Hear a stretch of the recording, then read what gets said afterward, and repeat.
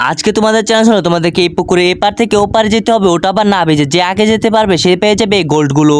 আর এখানে 5টি বক্স রয়েছে, দুজনে একটি করে বক্স বেছে নাও। আমি তো 1 নাম্বার বক্সটাকে বেছে নিব। আর এটার ভিতর তো অনেকগুলো ফর্ম রয়েছে, আমি তো 5 নাম্বারটা বেছে নিচ্ছি। এটার ভিতর তো অনেকগুলো বালতি রয়েছে, এই ফর্মগুলো একটির উপর একটি রেখে পানিতে ভাসার জন্য একটি জুতা তৈরি করবো। আর চ্যালেঞ্জটা তো আমিই জিতবো। আরে আমার তো হয়ে গেছে।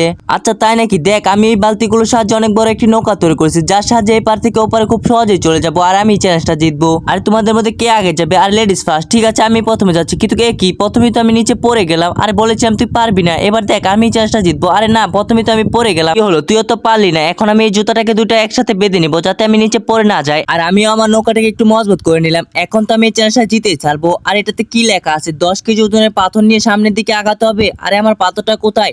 এই নাও তোমার 10 কেজি ওজনের পাথর। আরে বাপরে, এটা তো অনেক ওজন। এটা নিয়ে আমি কিভাবে সামনে আগাবো? তারপর আমাকে এটা করতে হবে, কারণ আমি চ্যালেঞ্জটা জিততে চাই। আর এটাতে আবার কি লেখা আছে? তেলের উপর দিয়ে যেতে হবে। এই নাও তোমার তেল।